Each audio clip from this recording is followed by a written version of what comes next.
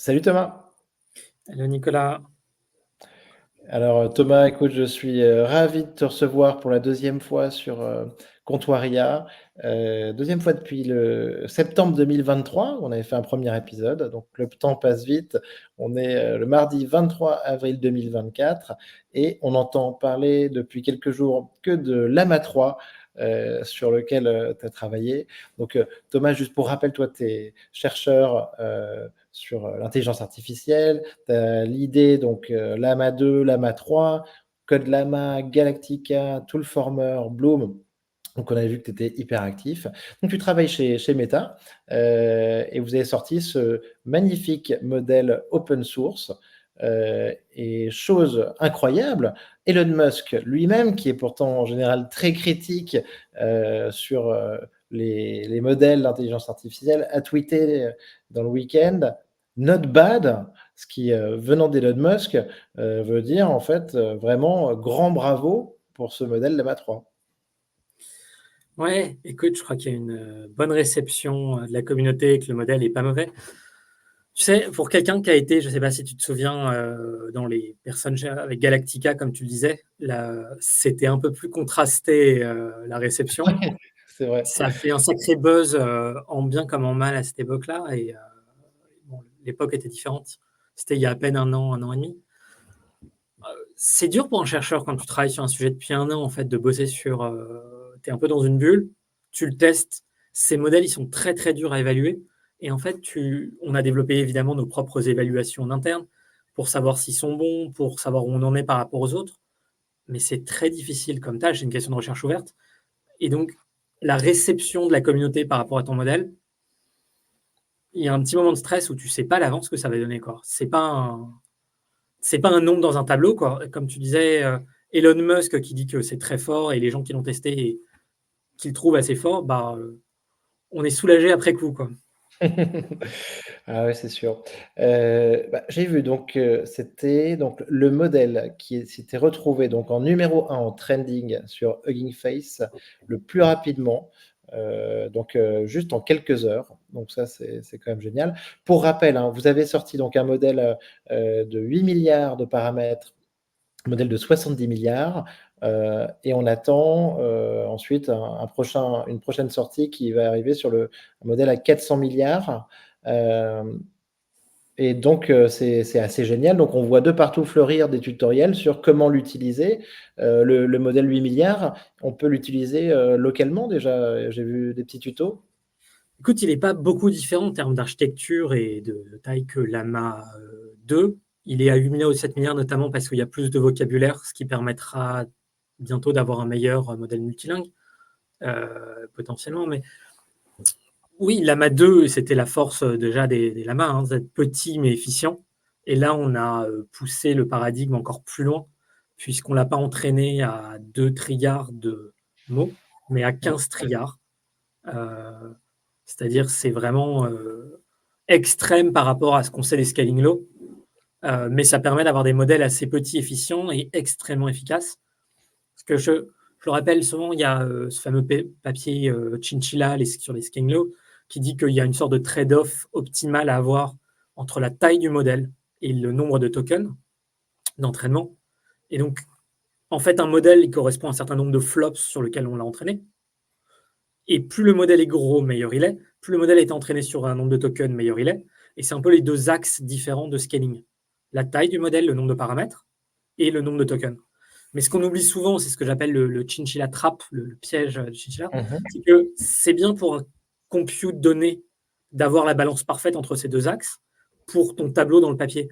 Mais en pratique, quand on va utiliser ton modèle en inférence dans la vie de tous les jours par des gens, si tu veux que ton modèle soit utilisé par des milliards d'utilisateurs, autant la taille du modèle, elle va avoir un impact très négatif. Plus il est gros, plus ça va coûter cher. Et donc, tu as envie d'avoir un petit modèle. Autant le nombre de données sur lequel il est entraîné, ça disparaît. Et donc, mieux vaut entraîner très, Ouais. très longtemps et être très sous-optimal par rapport au compute que tu avais, mais très efficient en pratique quand ton modèle sera utilisé. C'est le pari qu'on a fait. D'accord. Et ce qui veut dire donc plus intéressant et moins coûteux au niveau des inférences alors ensuite. Exactement. Et c'est pour D'accord. ça que les gens disaient c'est un 8 milliards qui a la performance de GPT 3.5 d'il y a un an. J'ai vu ça et ça c'est incroyable. Alors que GPT 3.5 qui c'est combien de paramètres, Thomas? En gros, enfin on sait pas On ne sait mais pas. Les gens disent que c'est un ordre de grandeur de 70 milliards à peu près. oui, oui, d'accord. Ouais, d'accord, donc ce qui est assez incroyable. Vous avez travaillé là-dessus, Thomas, il y a pas que toi, vous êtes une équipe, chez Meta. Heu, Tu peux nous donner un tout petit peu, en gros, c'est qui cette équipe? C'est Fer, c'est Yann Lequin, vous êtes combien de chercheurs, mobilisés? Alors, c'est la nouvelle organisation de GenAI comme pour Llama 2, sauf qu'on D'accord. a travaillé avec encore plus de gens que Llama 2. Il y a également une collaboration avec Fer et Gabriel, Baptiste de Code Llama pour l'aspect code. On est, si tu veux, je crois que le Technical Report, il y a plus de 300 personnes. Mmh En mh. gros, alors avec des contributions différentes, mais en gros, il y a ce qu'on appelle le pré-training et le post-training. Moi, j'ai l'idée surtout la partie post-training. Euh, Ouais. Donc le pré-training, c'est là où on apprend de façon self-supervisée sur 15 trilliards de mots, avec en fait la recette Lama 2, mais des plus de data, des meilleures data et du meilleur knowledge. Et ensuite, le post-training, c'est tout ce qu'on appelle le RLHF, Mmh. où on a scalé ce qu'on a fait pour Lama 2, on a adapté un petit peu les méthodes, on a des choses un peu différentes, et on a beaucoup plus d'annotations.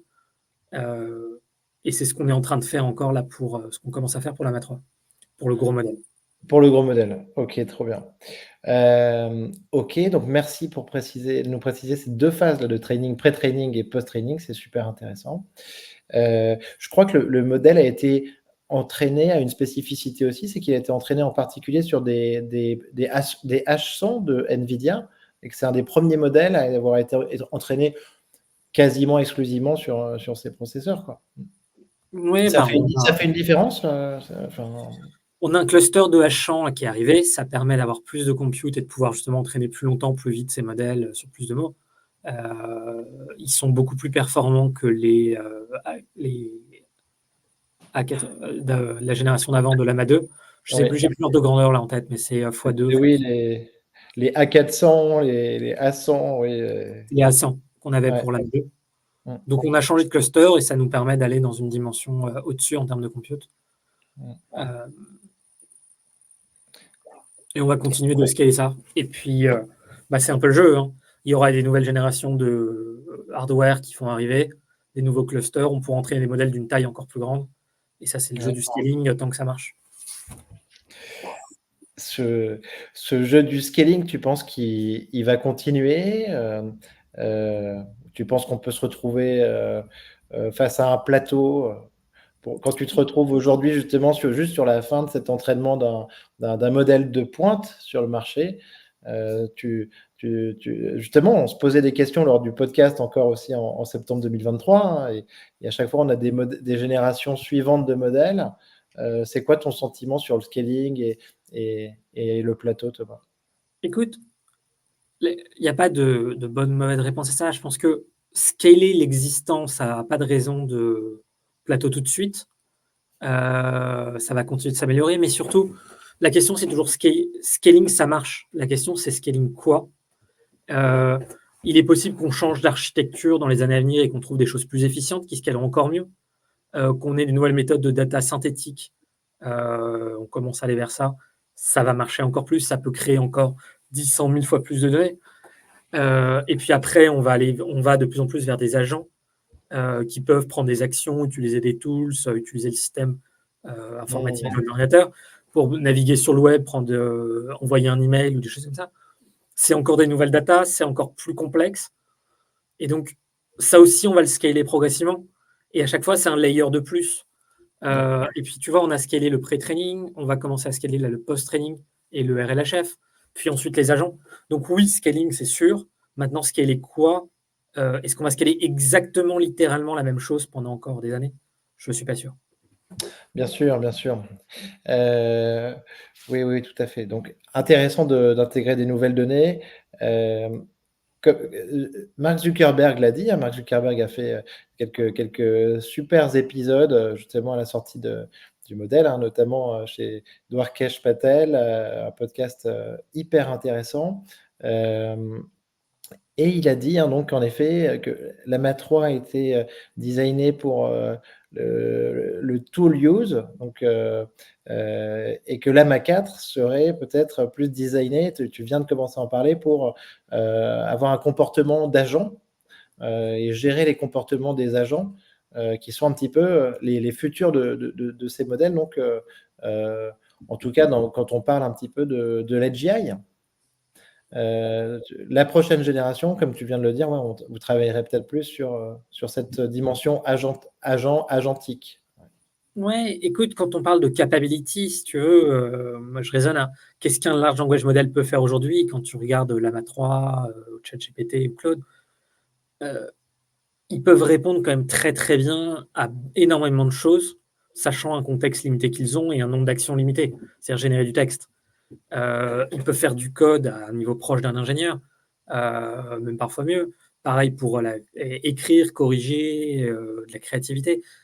Maintenant, la question, c'est pour résoudre un problème complexe de code et avoir accès à un contexte beaucoup plus global, par exemple d'une code base, ou pour écrire un livre et avoir accès à toute la narration, les personnages, avoir accès à tout ça, ça demande en fait beaucoup plus d'actions implicites, de recherche internet, d'aller-retour, de correction, que tu n'écris pas juste avec des mots de gauche à droite d'une passe.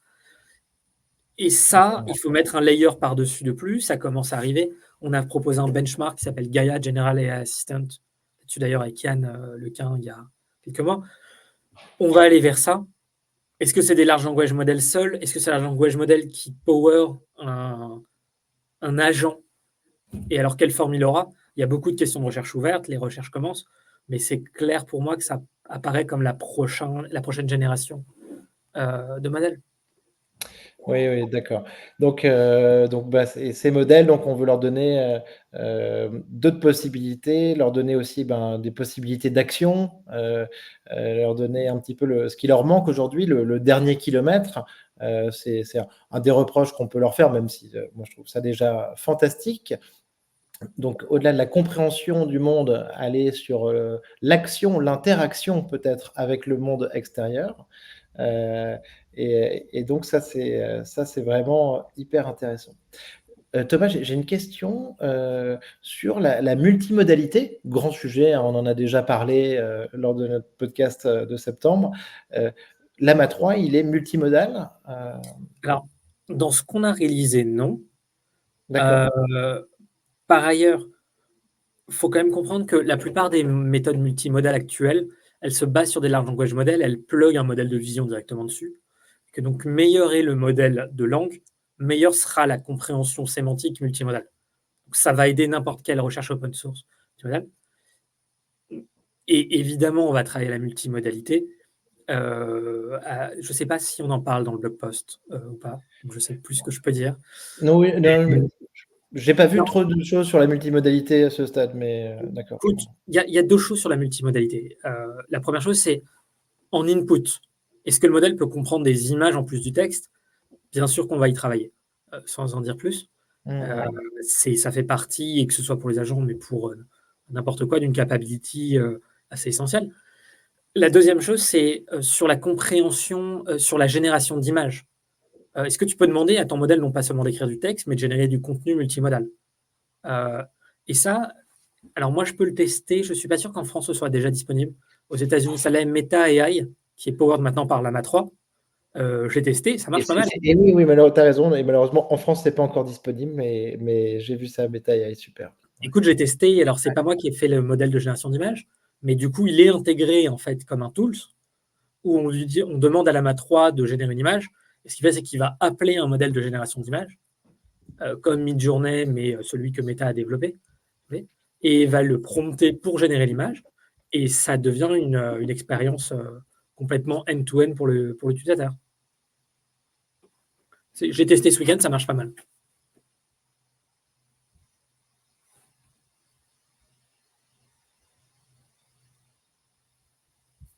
Allô? Oui, Thomas. Ouais. Oui, Je crois que j'ai perdu ça a coupé, désolé. Tu disais, oui, qu'il était intégré comme un tools à ce moment-là.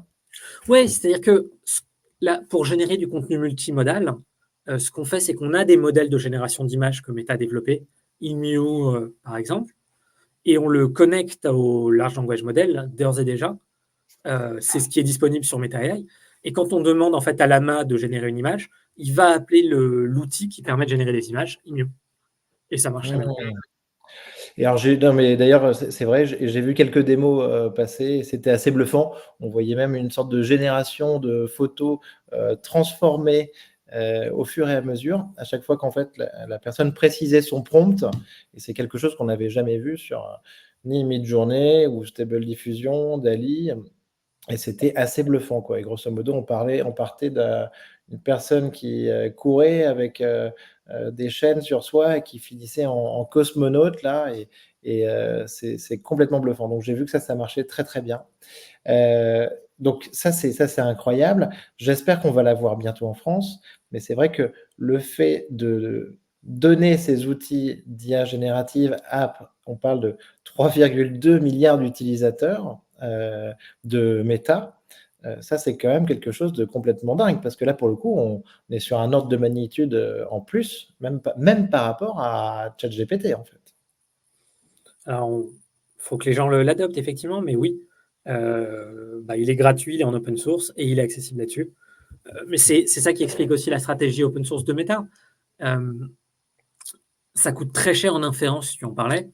Si demain, en l'ouvrant à la communauté, des gens réussissent, ce qui était le cas jusqu'à présent, à gagner 10%, 20% d'inférence, d'efficience, c'est des gains pour Meta en termes dont on se servira.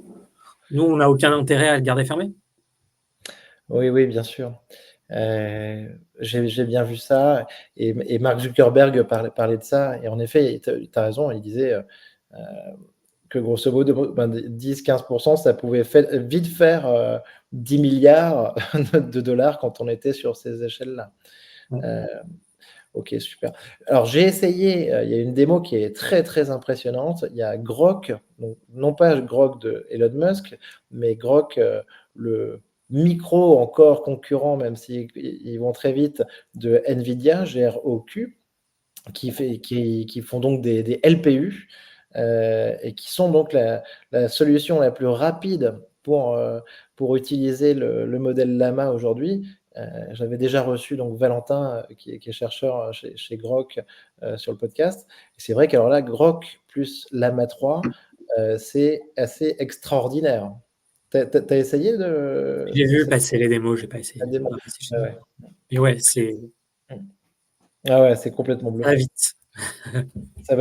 Ça va très, très vite. Non, franchement, c'est complètement fou, et d'ailleurs après, ça fait penser à des nouveaux cas d'usage, hein, notamment on peut imaginer, plein de choses sur lesquelles, la latence va être réduite quasiment à zéro, notamment si on veut parler avec un avatar, Ouais. heu, ça c'est essentiel pour limiter les temps d'attente dans la conversation, quoi. Donc ça, j'attends de voir ça. Super, c'est super cool. L'autre intérêt, donc de l'open source et de ce modèle, c'est que donc c'est open source, c'est gratuit, ça peut être local, donc c'est quand même heu, très, très cool, et c'est vrai que là-dessus, arriver à avoir ces performances au final, heu, on disait depuis quelques mois à chaque fois, l'open source arrive à rejoindre les performances du closed source quelques mois après. En fait, là, ça a été, c'est vérifié. Même si, comme tu me l'avais dit sur le podcast, c'est vrai que ces méga modèles aujourd'hui, il faut un temps pour pouvoir les comparer, pour les benchmarker suite à leur sortie. Mais on a l'impression, en tout cas, que l'open source arrive à chaque fois à rejoindre les performances du closed source. Oui, il y a pas de raison que ce soit pas le cas. Tu sais, OpenAI, c'est une boîte qui était censée être open, comme son nom l'indique au début, qui est passée closed source, il y a quelques années maintenant. Ça fait 10 ans qu'ils existent et qu'ils font le pari des large language models. Anthropic, c'est des anciens d'OpenAI. Google s'est fermé progressivement. En fait, le temps que la communauté open source s'y mette, c'est finalement assez récent. Llama 2, on l'a sorti en juillet dernier, il y a moins d'un an. C'était le Mmh. premier modèle open source chat. Donc, Ouais, bien sûr. Hem, écoute, donc c'est assez génial.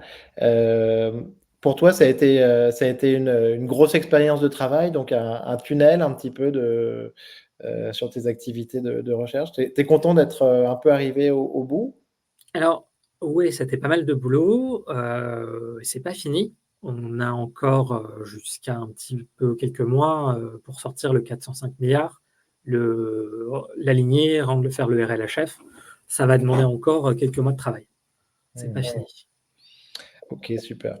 Bon, bah, dernier argument, hein, évidemment, l'open source, comme l'a dit Zuckerberg, c'est l'open source a ses risques, mais c'est vrai que par rapport au risque, en fait, d'avoir une seule institution, qui contrôle les modèles les plus puissants, on est quand même, sécurisé par le fait d'avoir toute une communauté donc qui est derrière. Donc bravo Thomas en tout cas. C'est une super aventure. Merci d'avoir accepté cette interview aussi pour recueillir un petit peu tes réactions à chaud dans tous les cas, en effet, on voit là pour l'instant des réactions très, très positives sur la sortie de ce Llama 3. J'ai l'impression que tout le monde se réjouit de cette sortie sur mes différentes timelines. Écoute, merci Nicolas, de m'avoir invité et puis non, je suis content que la communauté réagisse aussi bien. J'espère que ça sera utile. Super. Merci beaucoup Thomas. Ben, la suite au prochain épisode, hein, pour le 405 milliards de paramètres. On s'arrête pas, on s'ennuie pas. On va tous utiliser Llama 3 bah, sur Hugging Face, via Grok, en local. Et je pense que ça va être un outil extraordinaire. Donc c'est super. Merci Merci beaucoup Nicolas, Thomas et je te dis à très bientôt. à Ciao. bientôt.